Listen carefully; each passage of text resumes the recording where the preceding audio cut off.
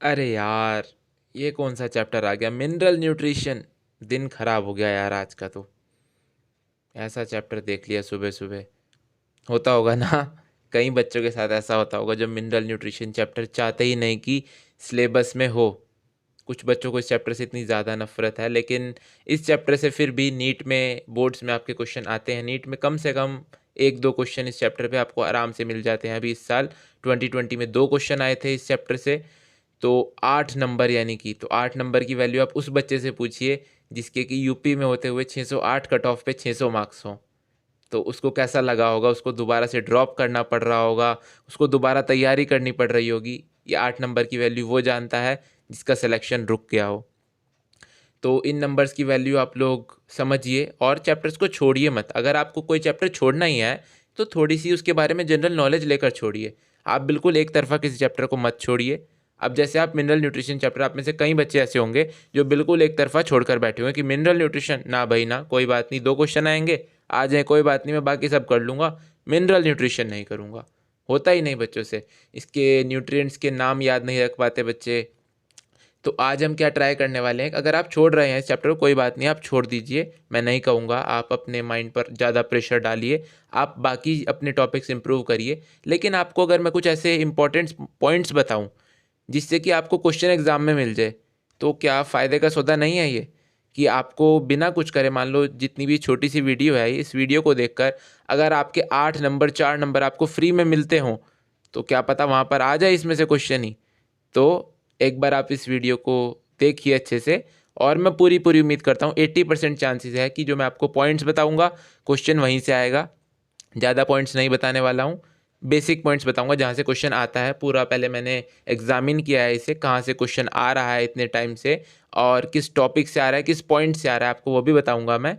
तो आप एक बार चलिए देखिए एक बार मिनरल न्यूट्रिशन की इस छोटी सी वीडियो के पॉइंट्स को, और उसके बाद आपको क्वेश्चंस ट्राई कीजिएगा प्रीवियस ईयर। इसके बाद मैं कहता हूँ आपके क्वेश्चंस देखिएगा कैसे निकलेंगे। आपको बुक पढ़ने की ज़रूरत नहीं, कुछ पढ़ने की ज़रूरत नहीं, वीडियो देखिए और इस पॉइंट्स को अच्छे से याद करिए। बस इतने पॉइंट्स तो आप याद कर ही सकते हैं 8 नंबर के लिए। मैं पूरा चैप्टर नहीं बोलूँगा, तो एक बार आप ट्राई ज़रूर कीजिए। तो चलिए शुरू करते हैं।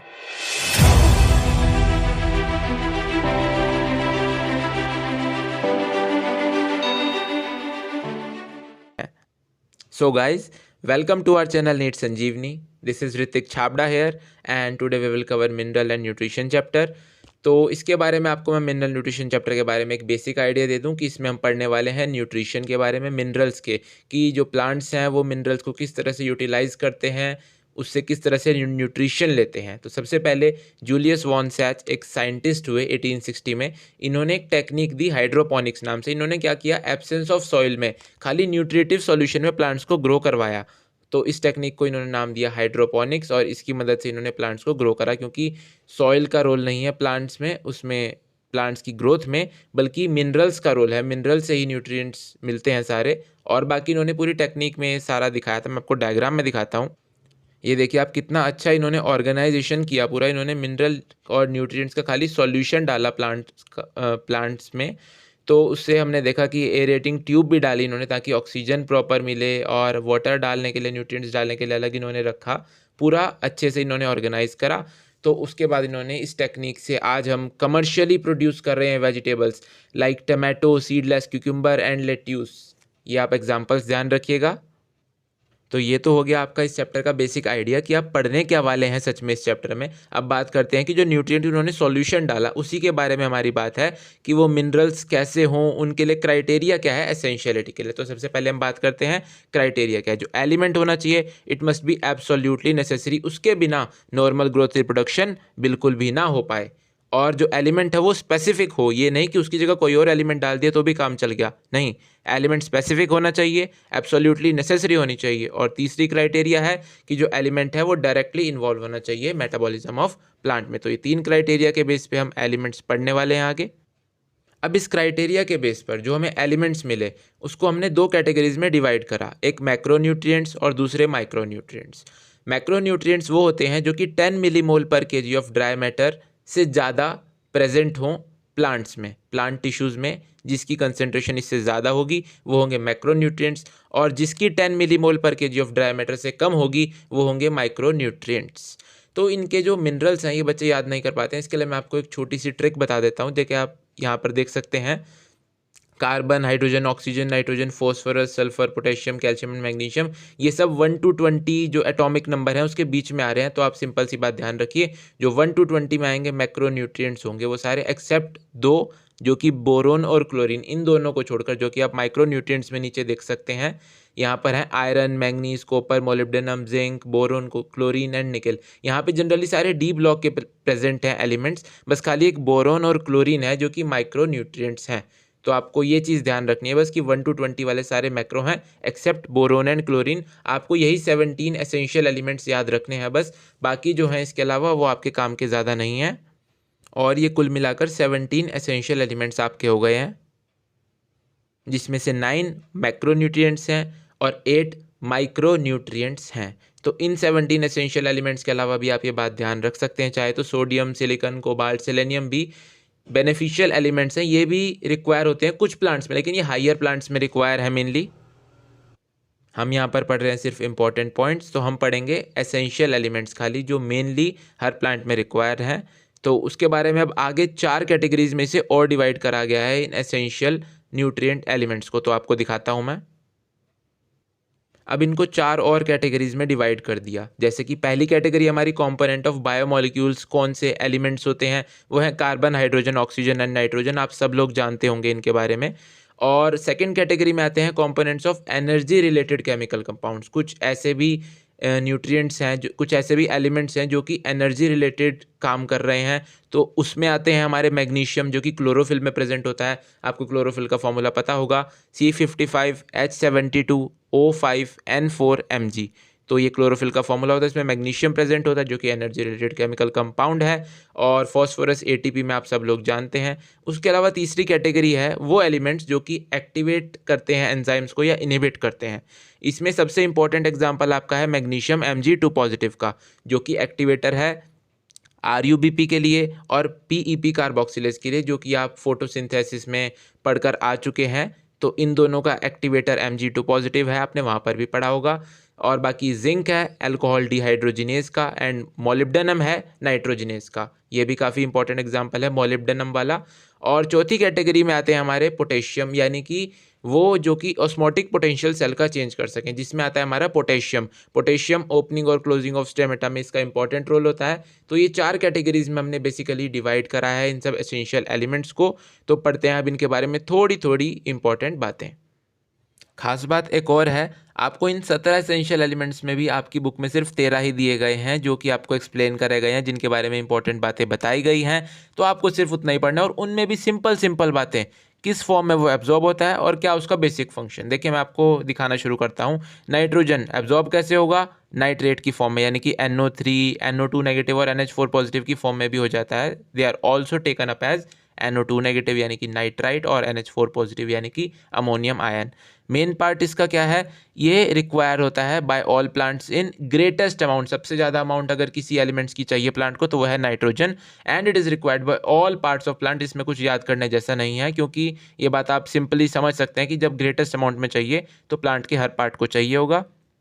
मेन बात इसके बारे में ध्यान रखिए, it is major constituent of protein, nucleic acid, vitamins and hormones. Moving on to next, phosphorus कैसे एब्जॉर्ब होगा, फॉस्फेट की फॉर्म में, जो कि H2PO4 नेगेटिव या फिर HPO4 2 नेगेटिव। इसका मेन काम क्या है, फॉस्फोराइलेशन रिएक्शंस में इसका यूज होता है फॉस्फोरस का, तो इतना ही आप याद रखिए। पोटेशियम एब्जॉर्ब कैसे होगा, K पॉजिटिव। अब ये बात ध्यान रखिएगा, सारे अपनी आयनिक फॉर्म में ही हो रहे हैं। जनरली नाइट्रोजन है ये अपनी पॉली एटॉमिक आयनिक फॉर्म में होता है एब्जॉर्ब, और फॉस्फोरस वगैरह कुछ एलिमेंट्स होंगे, लेकिन कुछ एलिमेंट्स ऐसे हैं जो कि अपनी, जो मेनली मेटल्स हैं आप कह सकते हैं क्लियरली, तो वो अपनी आयनिक फॉर्म में एब्जॉर्ब होंगे। आपको इतनी सी बात याद रखनी है, फिर आपको ये भी याद करने की जरूरत नहीं है। अब पोटेशियम आप जानते हैं K होता है, तो K पॉजिटिव की फॉर्म में होता है, तो K पॉजिटिव की फॉर्म में ही एब्जॉर्ब होगा। काम क्या है इसका, एनायन कैटायन बैलेंस को मेंटेन करेगा, और ओपनिंग क्लोजिंग स्टोमेटा करेगा, और टर्जिडिटी सेल्स की मेंटेन रखेगा, सिर्फ इतना सा। अब उसके बाद अपना कैल्शियम यानी कि Ca, तो Ca2 पॉजिटिव की फॉर्म में होता है, इस फॉर्म में ही एब्जॉर्ब हो जाएगा। इसका मेन काम क्या है, जो आपने मिडल लैमेला पढ़ा होगा, सेल वॉल में होता है, उसमें क्या होता है, कैल्शियम पेक्टेट प्रेजेंट होता है। ये उसको सिंथेसिस करने का काम करेगा। जब कैल्शियम है तो कैल्शियम पेक्टेट ही तो बनाएगा। और इसकी खास बात माइटोटिक स्पिंडल बनाने में काम करेगा। और ये जो होता है ये ओल्डर लीव्स में एक्यूमुलेट रहता है। ये इमोबाइल एलिमेंट होता है कैल्शियम, इस बात को आप ध्यान रखिएगा। Calcium and sulphur they are immobile elements, ये मूव नहीं करते। अगर डेफिशिएंसी भी हो जाए प्लांट में कभी इनकी, तो ये नहीं कि ओल्डर लीव्स से ये न्यू लीव्स में चले जाएंगे, वरना जो बाकी एलिमेंट्स होते हैं, जो मोबाइल एलिमेंट्स होते हैं, वो अगर कभी डेफिशिएंसी हो जाए तो क्या करते हैं कि ओल्डर लीव्स में, क्योंकि उन्होंने तो अब गिरना ही है, तो ओल्डर लीव से निकल के न्यू में चले जाते हैं ताकि उनको न्यूट्रिशन मिलता रहे बराबर। उसके बाद मैग्नीशियम आता है हमारा, Mg2 पॉजिटिव की फॉर्म में एब्जॉर्ब होगा। मेन काम एंजाइम्स को एक्टिवेट करेगा, भी आपने पीछे पढ़ा है रेस्पिरेशन फोटोसिंथेसिस के, और मैग्नीशियम क्लोरोफिल का स्ट्रक्चर में होता है, आप जानते हैं, और it helps to maintain ribosome structure. Sulphur कैसे एब्जॉर्ब होगा? सल्फेट की फॉर्म में। देखिए अब सल्फर मेटल नहीं है, तो सल्फर कैसे एब्जॉर्ब होगा? सल्फेट की फॉर्म में। तो सल्फर के बारे में आप खास बात जरूर ध्यान रखिएगा, इससे क्वेश्चन पूछा जा चुका है कई बार, आपसे इस साल भी पूछा जा सकता है। It is present in 2 amino acid, cysteine and methionine, ये बात आप ध्यान रखिएगा। And it is this main constituent of several coenzymes, यानी कि विटामिन्स, और जैसे कि thiamine, biotin, coenzyme and ferredoxin, ये इन तीनों का कॉन्स्टिट्यूएंट है सेवरल कोएंजाइम्स का। वाइटामिन्स जैसे कि हमें ब्रैकेट में दिया गया, एंड फेराडॉक्सिन। तो इसके बारे में ये बेसिक सी बातें थी। उसके बाद आयरन आता है। आयरन माइक्रो न्यूट्रिएंट्स में इंपॉर्टेंट है। एब्जॉर्ब कैसे होगा? पहले सिंपल सी बात, फेरिक की फॉर्म में होगा, ये बात ध्यान रखिएगा। Fe3 पॉजिटिव में, Fe2 पॉजिटिव में नहीं होगा। Fe3 पॉजिटिव को बोलते हैं फेरिक। आपसे डायरेक्टली भी पूछ सकते हैं फेरिक या फेरस, तो फेरिक Fe3 पॉजिटिव आप ध्यान रखिएगा। और जो माइक्रो न्यूट्रिएंट्स होते हैं, ये उनमें, उन माइक्रो न्यूट्रिएंट्स में सबसे ज़्यादा अमाउंट में जो न्यूट्रिएंट चाहिए होता है वो है आयरन, क्योंकि आयरन थोड़ा सा ज़्यादा इंपॉर्टेंट होता है हर किसी के लिए। तो आयरन, आप इतनी सी बात ध्यान रखिए, हमें भी आयरन की ज़रूरत होती है ना, तो उनको भी आयरन की ज़्यादा ज़रूरत है, आप ऐसे याद रख लीजिए।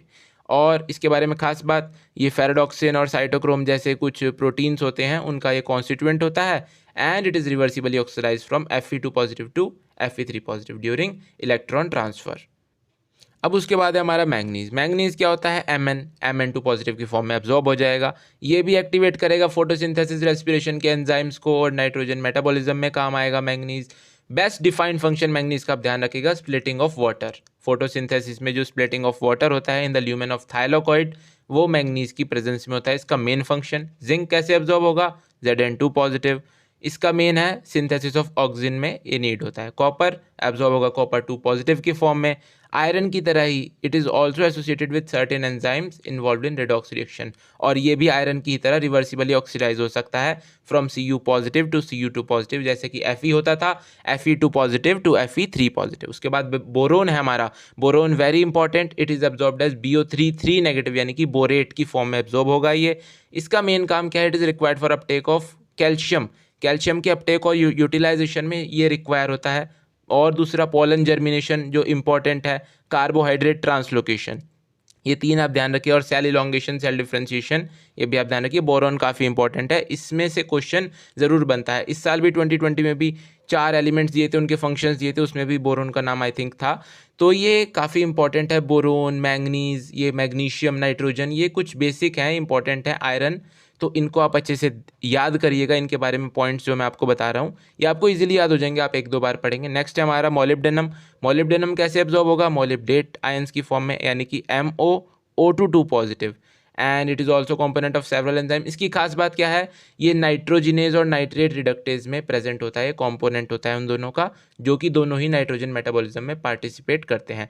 नेक्स्ट है हमारा क्लोरीन। क्लोरीन क्लोराइड आयन की फॉर्म में ही एब्जॉर्ब होगा, और Na और K पॉजिटिव के साथ ये भी हेल्प करता है टू एनायन कैटायन बैलेंस करने में, और वाटर स्प्लिटिंग रिएक्शन में भी ये एसेंशियल होता है। तो ये थे हमारे 13 एलिमेंट्स, जिनको कि आप काफ़ी हेक्टिक समझते हैं। तो इनके बारे में सिंपल सी बात, आपको एब्जॉर्ब फॉर्म याद करनी है इनकी, और इनके इंपॉर्टेंट पॉइंट्स याद करने हैं। बस एक एक पॉइंट है सब में इंपॉर्टेंट मेनली, जो कि आप अगर इमेजिन करके देखें इनके बारे में तो आपको इजीली याद हो सकता है आई थिंक। उसके बाद इस चैप्टर में से दूसरा क्वेश्चन बन सकता है नाइट्रोजन मेटाबॉलिज्म से। फिर भी हम एक बार इसकी कुछ बेसिक डेफिनेशन देख लेते हैं 1-2, जैसे कि क्रिटिकल कंसंट्रेशन क्या है? कुछ नहीं है, नाम से ही पता चल रहा है, वो कंसंट्रेशन जिससे कम कंसंट्रेशन अगर एलिमेंट की प्रेजेंट हो तो प्लांट ग्रोथ रिटार्ड हो जाएगी। Critical concentration, simple.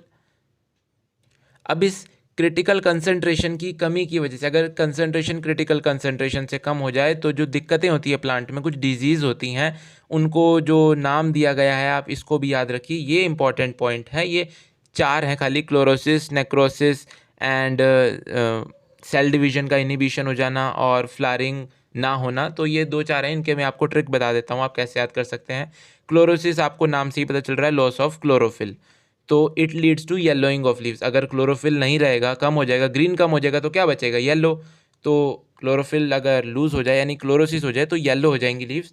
इनके जो एलिमेंट्स हैं इनको याद करने का एक आप ध्यान रख लीजिएगा, SN के फीजन मैग्मोमन, SN के फीजन मैग्मोमन, यानी कि SNK FE ZN MG MO and MN।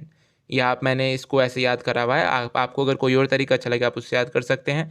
Necrosis क्या है, death of tissue, necrosis death of tissue. ये किस वजह से होती है, कुक का मग, अगर कुक खाने में कुछ मिला दे तो डेथ हो जाएगी ना बंदे की, तो हमने इसको ऐसे याद करा, कुक का मग, CUKCAMG, कुक का मग, अगर कुक के मग में कुछ गलत मिला दिया तो डेथ हो जाएगी, नेक्रोसिस हो जाएगा। उसके बाद हम बात करेंगे इनिबिशन ऑफ सेल डिवीजन की। सेल डिवीजन इनहिबिट हो गया यानी सेल डिवीजन होना बंद हो गया, उसको मोक्ष मिलना बंद हो गया। अगर सेल डिवाइड ही नहीं करेगा, बढ़ेगा ही नहीं, तो उसको मोक्ष तो कहाँ ही प्राप्त होगा। तो इनिबिशन ऑफ सेल डिवीजन, नमोक्ष, NMOK एंड S। इन ट्रिक्स की फॉर्म में आप याद कर सकते हैं, ये मैं अपने लिए बनाई थी मैंने ट्रिक्स ये। उसके बाद अगर फ्लावरिंग अगर नहीं हो रही है प्लांट्स में तो किस वजह से होती है, आप कहते हैं ना जनरली फ्लावरिंग का भी सीज़न नहीं है, सीज़न यानी मौसम, मौसम नहीं है, यहाँ पर मौसम देखिए, फ्लावरिंग अगर नहीं हो रही है तो मौसम की वजह से, MOS एंड N। तो ये 4 डिजीजेज हैं मेनली जो, या प्रॉब्लम्स कह सकते हैं प्लांट में, क्रिटिकल कंसंट्रेशन से कम कंसंट्रेशन प्रेजेंट होने पर। अब क्रिटिकल कंसंट्रेशन तो हमें पता चल गई कि अगर कंसंट्रेशन से कम प्रेजेंट हो गया तो ठीक है कि दिक्कत हो जाएगी, उसको प्रॉपर डाइट नहीं मिल पाई। अब अगर टॉक्सिसिटी नाम की भी एक चीज़ आ गई, ये कह रहे हैं कि अगर एक इसकी भी एक कंसंट्रेशन है कि हायर लेवल ऑफ कंसंट्रेशन भी अगर इस कंसंट्रेशन से ज़्यादा प्रेजेंट हो गई तब भी प्लांट को नुकसान हो जाएगा।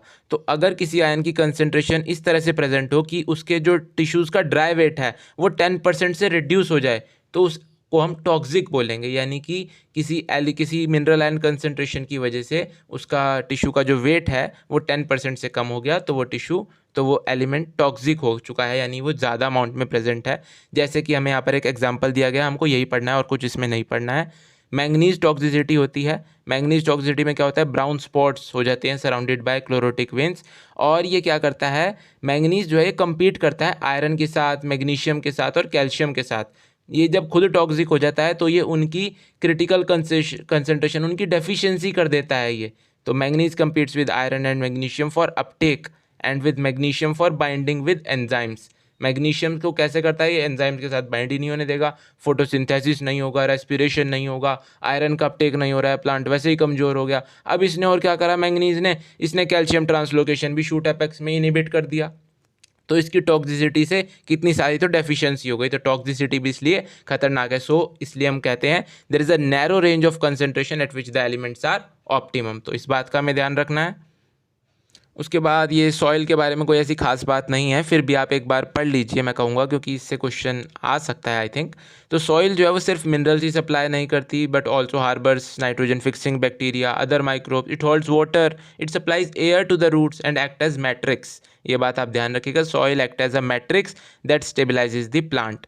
तो जो डेफिशिएंसी होती है of essential minerals it affect the crop yield, there is often a need for supplying them through fertilisation. इसलिए हम फर्टिलाइजर्स भी डालते हैं। जो फर्टिलाइजर्स होते हैं उनमें क्या होते हैं, उनमें ये मैक्रो और माइक्रो न्यूट्रिएंट्स ही होते हैं जो कंपोनेंट होते हैं फर्टिलाइजेशन के, फर्टिलाइजर्स के, जो कि हम प्लांट्स में अप्लाई करते हैं। अगर सॉइल में प्रॉपर मिनरल्स हमें नहीं मिल पा रहे हैं तो हम फर्टिलाइजर्स डालते हैं प्लांट सॉइल में, जिससे कि प्लांट हमारा अच्छे से ग्रो कर सके, उसे सारे मिनरल्स, उसे सारे एलिमेंट्स मिल सकें और एक हेल्दी प्लांट ग्रो हो। उसके बाद आती है हमारी प्यारी सी और इम्पॉर्टेंट सी नाइट्रोजन साइकिल, जिससे कि क्वेश्चन लगभग आता ही आता है। 2020 में दोनों से ही क्वेश्चन आया था, नाइट्रोजन साइकिल से भी और एलिमेंट से भी। 19 में खाली इससे आया था, 18 में खाली न्यूट्रिएंट्स का आया था। तो इन दोनों में ही कॉम्पिटिशन चल रहा है दबा के, या तो एलिमेंट से क्वेश्चन आ रहा है नीट में या फिर नाइट्रोजन साइकिल से आ रहा है। नाइट्रोजन साइकिल में भी मेनली इसके जो एंजाइम्स हैं उससे क्वेश्चन आ रहा है, जो इसमें बैक्टीरिया प्रेजेंट हैं उनसे क्वेश्चन आ रहा है, लेग हीमोग्लोबिन पे क्वेश्चन आ रहा है। तो चलिए आपको उसके बारे में भी इंपॉर्टेंट इंपॉर्टेंट पॉइंट्स बता देता हूँ, आप क्या क्या याद रखिए अगर आप चैप्टर छोड़ने की ही सोच चुके हैं, अगर आप मान चुके हैं कि मुझे चैप्टर छोड़ना ही है। नाइट्रोजन साइकिल में होता क्या है? नाइट्रोजन साइकिल में होता है नाइट्रोजन जो एटमॉस्फेयर में प्रेजेंट है वो फिक्स होके अमोनिया में बनती है, फिर कुछ प्लांट से भी अमोनिया में बनती है, जो डिकेइंग बायोमास होता है उससे बनती है, फिर वो नाइट्रेट में कन्वर्ट होगी, फिर वापस डीनाइट्रीफाई होकर एटमॉस्फेयर में चली जाएगी, और ऐसे ही नाइट्रोजन की एक पूरी साइकिल चल रही है। इसमें कुछ टर्म्स आपको देखने को मिलेंगी, nitrogen fixation, ammonification, nitrification, denitrification, तो इन सब से आपको डील करना है इसमें नाइट्रोजन साइकिल में, और कुछ भी नहीं है इसमें। अब सबसे पहले यहाँ बात आती है नाइट्रोजन फिक्सेशन की, यानी नाइट्रोजन का अमोनिया में कन्वर्ट हो जाना, इसको हम बोलते हैं नाइट्रोजन फिक्सेशन। अब ये अमोनिफिकेशन क्या है? अमोनिफिकेशन भी होता है अमोनिया का बनना, तो नाइट्रोजन फिक्सेशन और अमोनिफिकेशन में डिफरेंस ही क्या हुआ फिर? अब अमोनिफिकेशन जो होता है वो होता है अमोनिया का बनना फ्रॉम द डिकेइंग बायोमास, जो प्लांट बायोमास, अभी आपने पढ़ा था कि नाइट्रोजन इंपॉर्टेंट कंपोनेंट होता है प्लांट का, तो प्लांट को ही आगे एनिमल भी खा रहे हैं, हर्बीवोर्स जो हैं, फिर जब वो सब डीके होते हैं, उनका बायोमास जब डीके होता है उससे जो अमोनिया बनता है उसको बोलते हैं, इस प्रोसेस को बोलते हैं अमोनिफिकेशन। उसके बाद ये जो अमोनिया बना है ये आगे नाइट्राइट और नाइट्रेट में कन्वर्ट होगा, तो इसको बोलेंगे नाइट्रिफिकेशन। उसके बाद ये जो नाइट्रेट बने हैं ये वापस एटमॉस्फेयर में चले जाएंगे डीनाइट्रीफाई होकर, इसको बोलेंगे डीनाइट्रिफिकेशन। तो जो बायोलॉजिकल नाइट्रोजन फिक्सेशन होता है ये तो बैक्टीरिया करता है। इंडस्ट्रियल नाइट्रोजन फिक्सेशन होता है ये इंडस्ट्रीज़ की वजह से होता है, जो नाइट्रोजन अमोनिया में कन्वर्ट हो रही है। इलेक्ट्रिकल नाइट्रोजन फिक्सेशन में डायरेक्टली नाइट्रोजन ही नाइट्रेट में कन्वर्ट हो जाती है, क्योंकि it has enough energy to convert nitrogen to nitrogen oxides. हमें भी अल्टीमेटली नाइट्रोजन ऑक्साइड्स पर ही जाना है नाइट्रोजन साइकिल को पूरा करने के लिए। बाकी industrial combustion, forest fire, automobile exhaust, power generating station, ये सब भी एटमॉस्फेरिक नाइट्रोजन ऑक्साइड का ही सोर्स है। आपने ये साइकिल देख ली होगी पूरी। उसके बाद अब हम बात करते हैं अमोनिया जो अब ये बना है, तो इसमें से कुछ अमोनिया तो बहुत कम पार्ट डायरेक्टली वॉलेटिलाइज हो जाता है एनवायरनमेंट में and it reenters the atmosphere, लेकिन जो मोस्ट होता है, most of the ammonia it is converted into nitrate by soil bacteria. जो सॉइल में बैक्टीरिया प्रेजेंट होते हैं वो इस अमोनिया को कन्वर्ट कर देते हैं नाइट्राइट एंड देन नाइट्रेट में, जो कि फिर प्लांट अपटेक करता है, फिर प्लांट में जाता है और ऐसे इसकी साइकिल आगे कंटिन्यू होती है। उसके बाद अब हम पढ़ते हैं ये नाइट्रिफिकेशन क्या होता है। नाइट्रिफिकेशन में जैसे मैंने अभी आपको बताया अमोनिया कन्वर्ट होगा नाइट्राइट और नाइट्रेट में। तो सबसे पहले अमोनिया कन्वर्ट होगा नाइट्राइट में बाय द बैक्टीरिया नाइट्रोजोमोनाज और नाइट्रोकोकस। ये बात आप ध्यान रखें, नाइट्रोजोमोनाज और नाइट्रोकोकस इंपॉर्टेंट एग्जाम्पल है। फिर उसके बाद nitrite is further oxidise to nitrate, जैसा कि आप सेकेंड इक्वेशन में देख रहे हैं 2NO2 negative plus O2 gives 2NO3 negative, यानी कि nitrite is further oxidise to nitrate with the help of bacterium nitrobacter. Nitrite में कन्वर्ट होगा नाइट्रोजोमोनाज और नाइट्रोकोकस से, फिर आगे जब नाइट्रेट में कन्वर्ट हो रहा है तो नाइट्रोबैक्टर। ठीक है, आप देख पा रहे होंगे नाइट्रेट नाइट्रोबैक्टर सिमिलर से वर्ड लग रहे हैं थोड़े, तो इससे आप ध्यान रखिए। और ये जो बैक्टीरिया होते हैं nitrifying bacteria, these are chemoautotrophs, यानी कि केमिकल एनर्जी यूज़ करते हैं टू प्रिपेयर देयर फूड। तो अब जो नाइट्रेट बना है ये अब्जॉर्ब हो जाएगा प्लांट्स में और फिर लीव्स में ट्रांसपोर्ट होगा, उसके बाद it is reduce to form ammonia and finally amine group बनेगा अमीनो एसिड्स का। तो जो नाइट्रेट प्रेजेंट होगा सॉइल में it is also reduce to nitrogen. ये जो नाइट्राइट है, ये जो नाइट्रेट प्रेजेंट रह गया सॉइल में, ये डीनाइट्रिफिकेशन से नाइट्रोजन में कन्वर्ट हो जाएगा, यानी कि बाय द बैक्टीरिया सूडोमोनाज और थायोबैसिलस। तो ये भी कहाँ चला गया? वापस नाइट्रोजन में। तो नाइट्रोजन से ही आया था, नाइट्रोजन में ही चला गया। और बाकी जो प्लांट में गया है तो प्लांट में तो वापस आना ही है, वो प्लांट में आगे अभी अमाइंस बनेंगे, अमीनो एसिड्स वगैरह बनेंगे। उसके बाद जब ये डीके होगा तो हर शख्स है धूल से बना और फिर उसमें ही जा मिला, तो जहाँ से इसके पास आया था वहीं पर ही ये वापस भी चला जाएगा और इस तरह से नाइट्रोजन साइकिल हमारी कंटिन्यू रहती है। तो ये थी सिंपल सी नाइट्रोजन साइकिल। अब ये बायोलॉजिकल नाइट्रोजन फिक्सेशन क्या है भाई? बायोलॉजिकल नाइट्रोजन फिक्सेशन में कुछ नहीं है, नाइट्रोजन का अमोनिया में ही कन्वर्ट होना है, बस बायोलॉजिकली होना है। कुछ सर्टेन प्रोकैरियोटिक स्पीशीज़ ही हैं जो कि नाइट्रोजन को फिक्स कर सकती हैं, तो उसके बारे में बात करते हैं कि अगर कोई लिविंग ऑर्गेनिज्म नाइट्रोजन को अमोनिया में कन्वर्ट करे तो वो क्या हो गया? Biological nitrogen fixation. और जो एंजाइम नाइट्रोजिनेज होता है जो कि नाइट्रोजन रिडक्शन में कैपेबल होता है, it is present exclusively in prokaryotes. तो वही कर सकते हैं लिविंग ऑर्गेनिज्म नाइट्रोजन को fix, and they are called nitrogen fixers. उसके बाद ये कुछ एग्जांपल्स ध्यान रखिएगा, free living nitrogen fixing aerobic bacterias के azotobacter and beijerinckia, azotobacter and beijerinckia. और रोडोस्पाइरिलम ये एनारोबिक है, आपको नाम से ही लग रहा होगा ये स्पाइरिलम बैक्टीरिया थोड़ा सा, तो एनारोबिक होगा, ये आप ध्यान रखिएगा, रोडो से ध्यान रखिए एनारोबिक, तो इस चीज़ का ध्यान रखिए। एजोटोबैक्टर और बीजरनिकिया एरोबिक एंड रोडोस्पाइरिलम एनारोबिक, ऐसे भी ध्यान रख सकते हैं, एजोटोबैक्टर ए बीजरनिकिया बी, तो ए बी एरोबिक। उसके बाद एनारोबिक में रोडोस्पाइरिलम आर अलग हो गया, तो ए बी हो गए हमारे एरोबिक। एंड देन बेसिलस जो है हमारा वो फ्री लिविंग होता है। उसके अलावा और भी नंबर ऑफ साइनोबैक्टीरिया होते हैं such as anabaena nostoc, they are also free living nitrogen fixers. उसके बाद हम सिम्बायोटिक बायोलॉजिकल नाइट्रोजन फिक्सेशन की बात करते हैं। इसमें क्या होता है, कुछ स्पीशीज़ होती हैं जैसे कि राइजोबियम है हमारा, तो राइजोबियम की रिलेशनशिप होती है रूट्स के साथ ऑफ सेवरल लेग्यूम्स। इसके एग्जांपल्स बस आपको याद करने और कुछ नहीं याद करना है। नाइट्रोजन साइकिल में अभी आप सोच रहे होंगे इतना सब कुछ बताया, ये इसलिए बताया ताकि आपको समझ आ जाए, क्योंकि याद रखने के लिए भी समझ आना बहुत ज़रूरी है। तो यहाँ पर आप रट नहीं सकते हैं इसे, ये डेफिनेशन जो भी आपको बताई है इसको समझिए, रटना नहीं है, नाम से ही पता चल रहा है हर चीज़ में। नाइट्रोजन फिक्सेशन, नाइट्रोजन फिक्स हो गई, अमोनिफिकेशन अमोनिया बन गया, नाइट्रिफिकेशन नाइट्रेट नाइट्राइट नाइट्रेट बन गए, डीनाइट्रिफिकेशन नाइट्राइट नाइट्रेट वापस डीनाइट्रीफाई होकर एनवायरनमेंट में नाइट्रोजन बन गया। तो ये बेसिक सारी बातें हैं, बाकी आपको एग्जांपल्स याद करने हैं, बस इजीली याद हो जाएंगे आपको, आप ट्राई ज़रूर कीजिए।